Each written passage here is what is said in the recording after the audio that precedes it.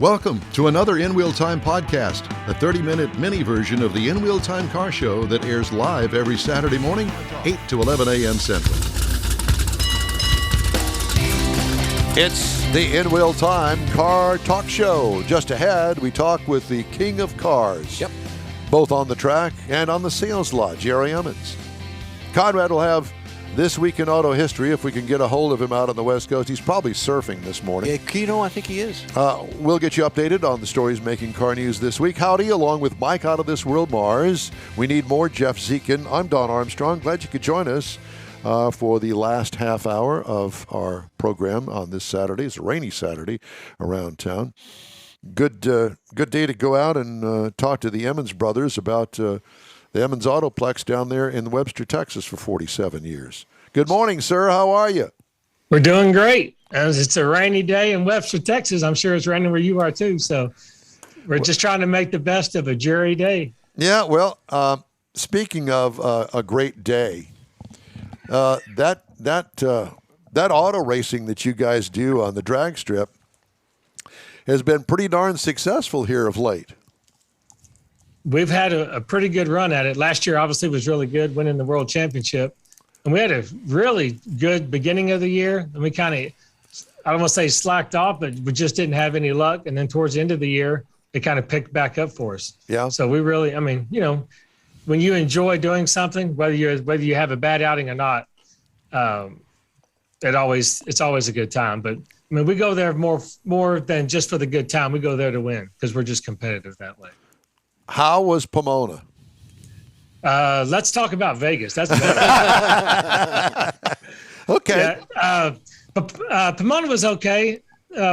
My brother Gary has been struggling with this. We have a gremlin in one of the Cobra Jet Mustangs, and we thought we worked it out prior to going to Pomona. At Vegas, we thought we worked it out. And round one, the gremlin serviced again, so he didn't do very well. But Pomona wasn't as great of an outing for us as we had hoped it would be. But Vegas, we did really good. My brother Terry has a modified Eliminator Superstock Cavalier. He made it to the semifinals event, and I think he lost by 4 or 5 thousandths. And he actually let his opponent back around at the finish line. In our type of racing, you have to dial in what you're going to run, right? Right. You have to, yes, get some shoe polish right on the window. And he was sizing up his opponent and was just scrubbing the brake a little bit too much and let him back around by, I think it was 4 or 5 thousandths of a second. So that was pretty disappointing. That's tough. And then the following week at the Las Vegas Lucas Oil Divisional event, I made it to the semifinals of that event, and I lost by 7 thousandths of a second. So, and we would have had a heads-up run in the final, meaning the category I was running in was stock eliminator, but the class was called A Stock Automatic. So how that works is that when you are paired up against anyone with the same letter designation on your window as they have on their window, then you run each other heads up, which is what you see on TV, right? The first one to the finish line wins. That's where you drain the oil out of your car. Instead of running 6 or 7 quarts, you run if you're brave, you run 3, and you get dry ice, put on the intake manifold, put on the fuel cell, and you get all your buddies to help push you to the start line. So I'm not saying I would have beat my opponent, but according to performance, I had a sizable performance. Now, anything can happen on the racetrack, right? We all know that. But I feel like if I had just made those 7 thousandths go my way in the semifinals, I felt pretty confident I was going to win the final. But you got to race them. You can't just say that. So, and then Pomona just didn't work out for us. But that's okay. We still had a great year. I just missed finishing in the top 10 by a few rounds, so I'm a little disappointed about that. But hopefully next year we're going to tee it up a little bit better. Do you guys run the same engine the entire year? Yes. Well, we generally try to. Our stuff is pretty fresh. Every year we'll take it out. Like right now, we're pulling all the engines out and sending them off, getting them freshened. But generally, they last us. They'll last. I have one engine that worked for 4 years because I was waiting on another engine to get built. And as long as you're not too hard on them, we run our cars during qualifying very conservative. We don't like to turn a lot of RPM. And so, but if you take care of them, they'll last a long time. They're not like what you see on TV, all the pros where you got to tear them down. Well, those guys tear them down every run. But as long as you do your general maintenance, they'll last 3 or 4 years. But for performance wise, you need to have a fresh bullet in it every season. Yeah. Do you guys find yourself in a position where you put a rev limiter on it, make sure that you don't overspin it? Right. Well, we have a rev limiter, set up in our ignition system, but how we prevent that, and we don't really like it to hit the rev limiter. I know in the NHRA Pro Stock they do, but in our class we just detune them by running a lot of oil. Like if I put my car will fly at 3.5 quarts of oil total. I think that includes the oil filter. Now it's not safe to run it that way, all year long, but I'll do it for 1 or 2 runs. Generally, if I put, instead of like running 3.5 quarts of oil, I'll run 6 or 7. That'll slow the motor down where it doesn't reach that RPM rev limiter chip. How does it do that? That's a great question. I don't know. It's a trick we learned a long time ago. The amount of drag. And on our superstock cars, instead of doing that, we may run a bigger, an oversized tire. That'll keep the RPM down. There's a volume of but pumping you have to the be oil. careful because you don't want to be too conservative that you make your car inconsistent. You still have to make sure, like sometimes we learned in one of our superstock cars that we over-tired it and we ran too much oil in the engine and we ran it low on the RPM, like we would shift it early. And what we found out, it took us a year to learn that, but what we found out is that it actually created, when the atmospheric conditions changed, the car didn't follow the weather, the formula that we have. So it was hard to dial the car and we lost a lot of races because of it. But now I feel like we have a pretty good handle on it. And you dial it in based on how you ran at that track either earlier in the year or last year. Yes, that's correct. So we're pretty good with our data. We have runs from 5 years ago, like from Vegas and California. So let's just say that we had a bad run at one of the events this year, and we're not sure, like, gosh, like, what am I going to dial? The eliminations are about to begin. So we can go back. We have a software system that will go back to the previous year or 5 years before that, and we can pull up all the weather, and we can pull up, because our cars stay tuned. When we go to an event, we keep good notes on how we tune it for that, for that track. Mm-hmm. So we can just make sure everything lines up. And if it does, then we can just predict it off air from 3 years ago. And I can get it within, I'd like to say I can get it within 2 to 3 hundredths of a second. And that's pretty good. Yeah, no doubt. Wow. Now, do you wrench your own cars? I'm sorry? Do you wrench your own cars? Well, what do you mean? Well, I mean, do you work on them? Oh, I'm a wrench. I'm sorry. Yes. Yeah, we do. We have a gentleman that helps us from time to time, but we generally do all the work ourselves. We try to do everything before we get to the event. We obviously work on them in our shop in Pasadena. Yeah. But when we get to the track, if we have to do anything, for example, like the heads-up run I was telling you about, our tune-up is already set. We may have to rejet the carburetor because of the dry ice, or we're going to chill the fuel, things like that. But that's a pretty simple thing to do, and we can do that. But yes, we do all the work ourselves. Now, when it comes to rebuilding an engine, no, we send that off and let the professionals take care of that. Are you able to keep your clutch the entire year? Yes. Yep. Really? Yep. Wow. I would have never guessed that. Oh yeah, our cars are pretty. I mean, they're powerful, but everything is. I mean, we try to make sure that we can run them. I mean, all year long without any trouble. I mean, it's obviously not. We're not like NHRA Pro Stock, but we do everything we can to make sure that we have a consistent setup. And if we need anything, we have a spare for every car. That's why our trailer, if you ever come by our trailer at an event and we're loading or unloading, you're thinking, my goodness, how do you get all this stuff in this trailer? Or how long does it take you to load?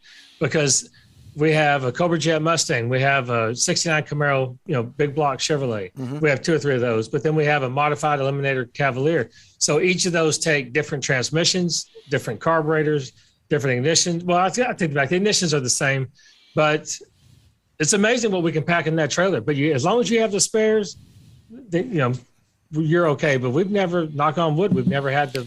But I've never been in a position where we've had to change something in between rounds like that. I guess that's how you get your consistency, because your engine lasts.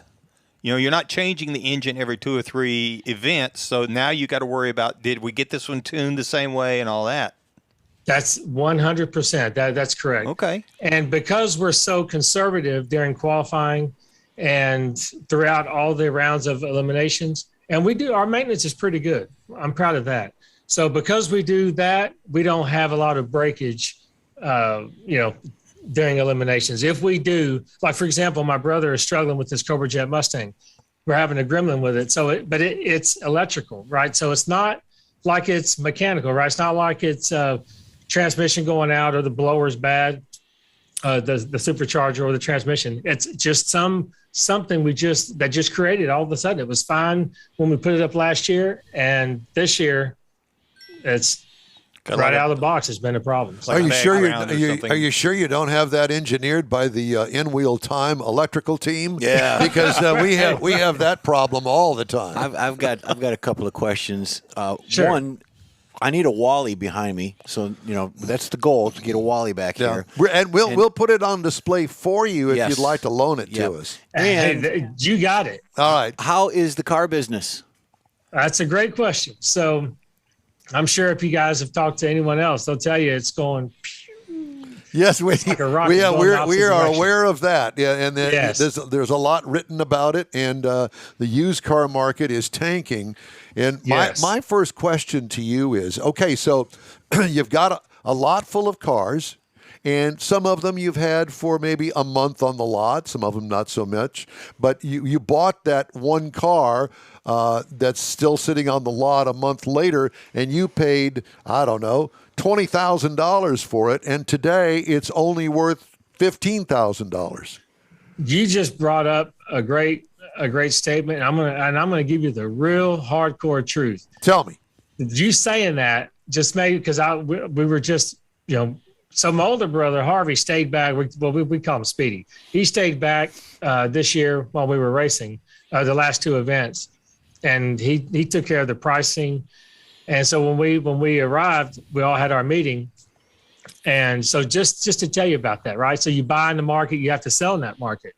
Right. So we have Teslas. We have like 7 Teslas that are losing at a minimum of $5,500 a piece, right? So I don't know what made those cars fall off the cliff as bad as they are, but you're right. We have to let them. It is irrelevant what we have in them. It's time to go, because you have to sell in the market that you buy in. So it's irrelevant what we have in them. It's what the market says that they're worth. So we're very aggressive with our pricing, because you have to compete not only with the bookkeeper at your dealership, but you got to compete with all of the other used car lots in the United States, really. Yes, absolutely. So, for example, and I don't know why I'm just thinking of Tesla, because the book has dropped, and 3,000 from 2 months ago, 2,000 from last month on just about everything, right?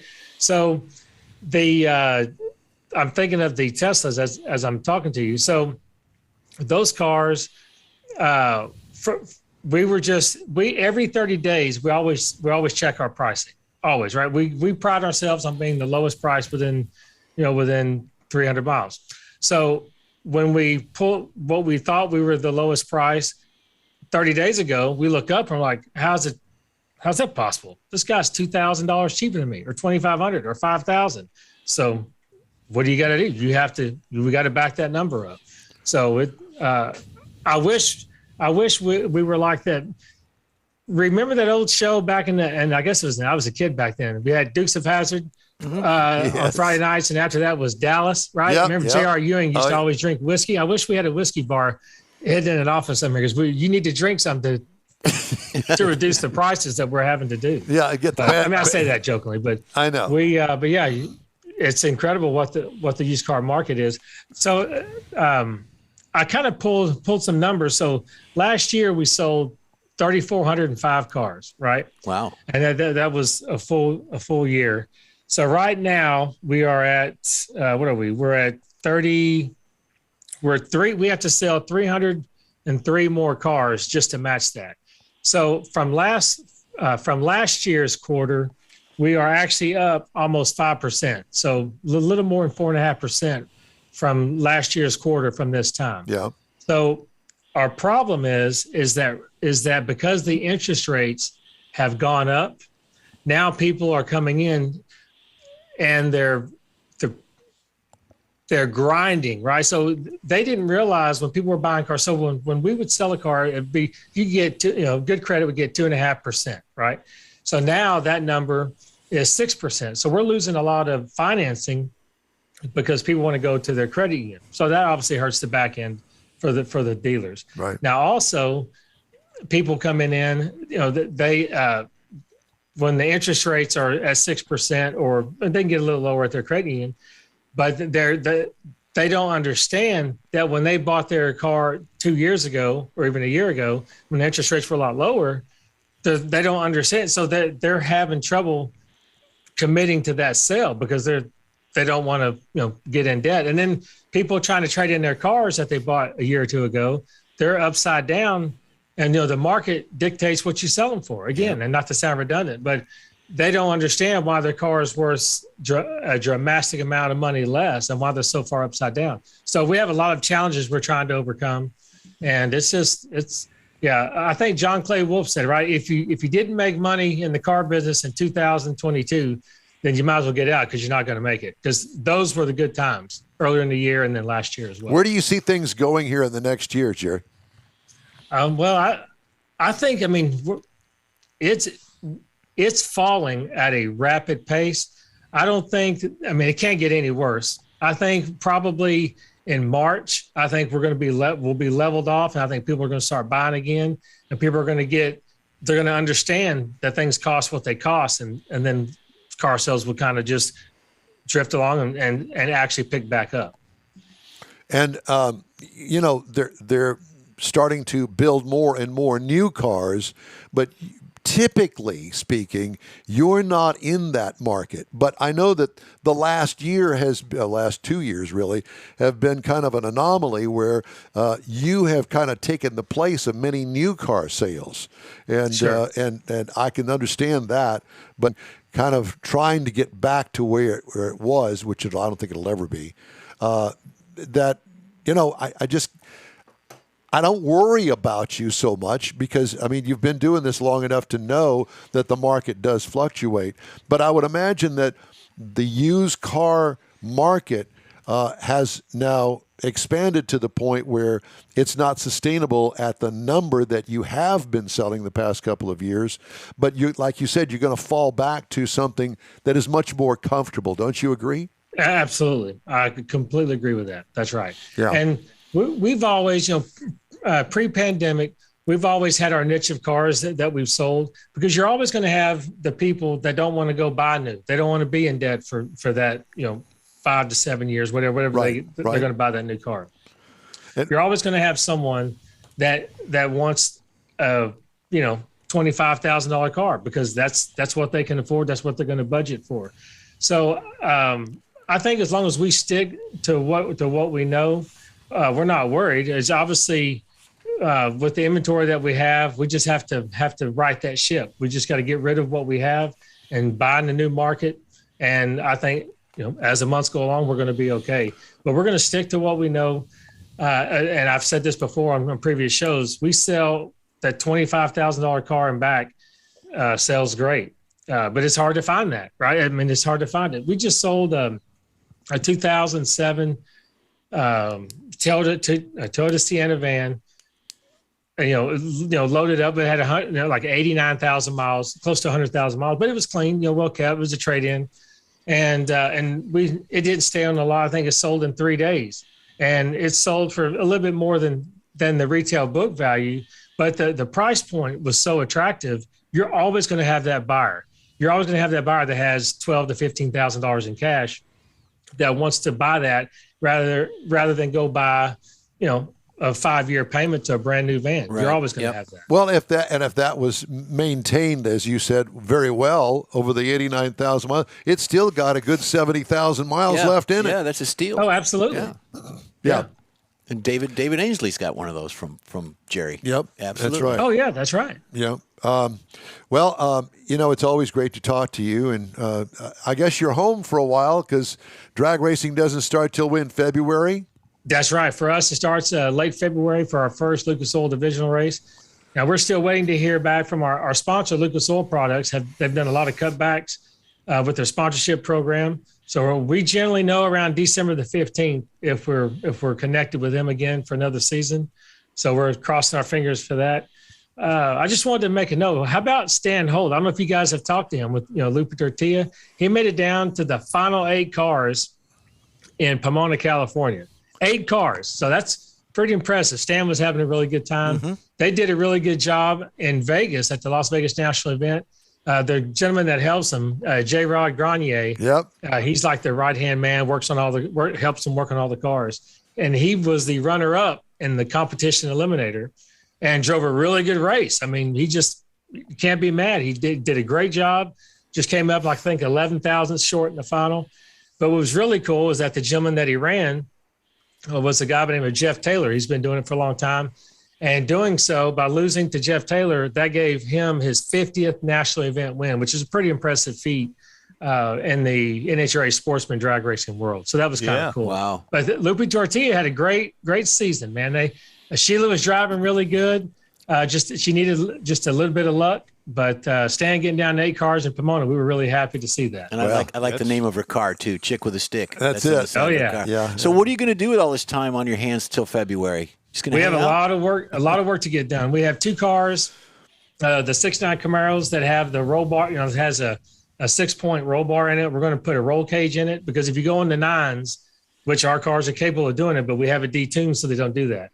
So if you go in the 9s, you have to get a cage put in it. Well, my nephew driving one of the Camaros had a heads-up run like we were just talking about earlier, and to win the round, he had to go, I think he went like 980 something. Wow. And the NHRA came over and wanted to, because they're very strict on the rules, they wanted to look at the certification on the roll cage, and they opened the door and said, it's not a roll cage, this is a roll bar. So it took about an hour and a half for them to say, okay, we're going to let you slide this one time, but not again. Yeah, so don't come back without Don't come back. So anyway, so we're getting 2 cars. We're going to put some roll cages in 2 of the cars.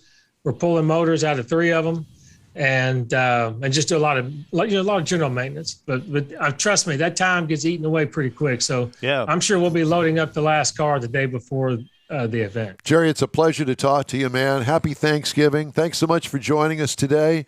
Let's be in touch before you hit the road again in February. Let's do it. And happy Thanksgiving to you guys. And I got a Wally coming for you. So you got it. All right, you got it, brother. Thanks again. We appreciate you. Jerry Emmons with Emmons Autoplex down in Webster, right off of I-45. Great racing family. Yeah. Absolutely. Great guys. Love to talk to them. A couple of recalls I wanted to mention to you. Ford Motor Company recalling 500,000 F-150 pickups globally because the front windshield wiper motor may stop working on 21 and 22 model years. And those vehicles built at its Dearborn, Michigan truck plant are excluded from the recall because they were built with a different wiper motor design. The front wiper is supplied by Trico Competentes in Mexico. They are roll your R's a little bit. The fixed issue, the dealers will replace the faulty wiper motor with a new motor manufactured on or after August 1st. And I know that you're counting the days down. I am. I have another recall to tell you about if I can get the page turned. Mercedes? It's not Mercedes this time. It's a Tesla. 30,000 Model X's being recalled over an issue that might cause the front passenger airbag to deploy incorrectly. It's not good. Calibration of a restraint control module or a set of sensors might cause the front passenger airbag to deploy incorrectly during some low-speed crashes. The problem is going to be fixed through an over-the-air software update, according to the company. And, always go to safercar.gov to see if your car is in the recall. I have one bad dealer report to tell you about. FTC, the Federal Trade Commission, sending payments totaling more than $9.8 million to consumers who were harmed by Illinois-based Napleton Auto Group's junk fees and discriminatory practices. Sending out 66,355 checks, averaging $147 each. According to the joint complaint, 8 of the company's dealerships illegally tacked on junk fees for unwanted add-on products, such as payment insurance and paint protection, costing consumers hundreds or even thousands of dollars. The complaint also alleged that Napleton discriminated against black consumers by charging them more for add-ons and financing. Way to go. Yep. Are you kidding me? No. In this day and age, don't buy a car from them, huh? Let's see. One other. AAA estimates the average vehicle owner will spend 9.68 cents per mile, or $1,452 over the course of a 15,000-mile year on maintenance and repairs for a new vehicle. Obviously, a used vehicle would be much more. But that was kind of surprising to me. Cost That's effective. pretty much 10 cents a mile. Yeah, it's pretty cost That's a lot. effective, Yeah. So, at any rate. All right, we're going to take a quick break, and we'll be right back to finish up today's show after these brief messages. Listen closely. Starting to work on your Christmas calendar? Be sure to add the next Tailpipes and Tacos Cruise-In Saturday, December 17th. You'll want to attend Tailpipes and Tacos Christmas Edition at the Loopy Tortilla in Katy, 8 to 11 a.m. It's the only place cruisers compete for Loopy's Chili Pepper trophies and other prizes. There's no charge to enter your vehicle for Best Hot Rod, Best Classic, or Best Modern Classic. Tailpipes and Tacos is Houston's coolest and most unique cruise-in, and is your opportunity to see the best hot rods, show cars, classics, and resto mods, and get Loopy Tortilla breakfast tacos with adult beverages. There's no entry fee, and cars will automatically compete for those much sought-after custom Loopy trophies and other prizes. It happens at the Loopy Tortilla Tex-Mex in Katy on the Grand Parkway at Kingsland Boulevard, just south of I-10. It's the Tailpipes and Tacos Christmas Edition, Saturday, December 17th. The In Wheel Time Car Talk Show will be there too. Celebrate the Christmas season with friends and family at Tailpipes and Tacos. Saturday morning, December 17th, 8 to 11. We'll see you then, weather permitting. Hey, Houston, America's greatest hot rod tradition is back. Thanksgiving weekend. The O'Reilly Auto Parts Autorama at the George R. Brown Convention Center. 4 action-packed days of hot rods, customs, classics, trucks, performance cars, and live music. Do not miss the Ultimate Lowrider Showcase, sponsored by Shorty's Hydraulics and the Traditional Rod Garage. Saturday only, it's the Tuner Galleria with 250 imports, JDM, and luxury cars, plus music and models. On the celebrity stage, presented by Nick's Auto Repair and Classic Car Restoration, meet Bad Chad and wife Jolene from Bad Chad Customs on Friday. Saturday, it's Dave Kindig from TV's Bitchin' Rise. Sunday, it's Danny Coker and Kevin Mack from TV's Counting Cars. Shop the swap meet and women's world all weekend. The O'Reilly Auto Parts Autorama, November 25th to 28th at the George R. Brown Convention Center. Discount tickets at O'Reilly Auto Parts, part of the Summer Racing Equipment Show Car Series. See Autorama.com for more info. The In Wheel Time Car Talk Show is now part of the iHeart family. Now you'll have access to 24/7 Car Talk anytime you need a fix. Just download the iHeart Radio app and ask for In Wheel Time Car Talk, and there we are. Be sure to save us in your iHeart library for instant access. No matter where you are, you have the best Car Talk Show right on your PC, laptop, or mobile device and never have to worry about finding us again. Of course, you can always get access to our video and audio streams via InWheelTime.com and your favorite podcast channel, and all of this is free to you. From the iHeart Radio app, you'll not only hear our Saturday morning live show, but the best shows of the past, updated weekly. Never miss a minute of up-to-date new car reviews, pre-owned reviews, Conrad's Car Clinic, informative interviews, automotive news, and the most fun car talk show on the planet. Just download the iHeart Radio app, search for In Wheel Time Car Talk, save it to your library, and with a tap of the icon, you'll be in touch with your favorite Car Talk team. In Wheel Time Car Talk, streaming now on iHeart.com/In Wheel Time Car Talk. Well, that's a wrap for this week's In Wheel Time Car Talk Show. When you're online, check out our Facebook page, give us a like, tell your friends about us, and share our junk if you would, please. You'll get Conrad's Unicorn Hunting features, along with all things automotive all week long for free, including new car reviews, upcoming events, cruise-ins, racing events, and other goodies. You can find the In Wheel Time Car Talk Show 24/7 on the iHeart Radio app.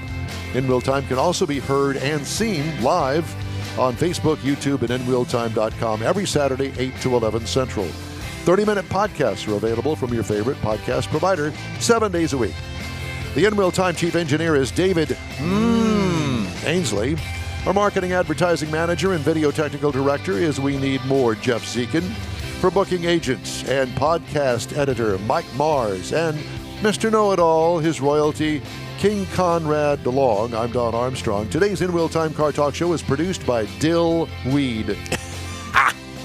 Be sure to join us for the next 3-hour In-Wheel Time Car Talk Show, Saturday, November 26th, 2022, live from the 62nd Annual Autorama at the George R. Brown Convention Center. Fun. Our show starts at 8 a.m. Central on all of our In-Wheel Time Car Talk outlets right here on the Smoke and Mirrors Network.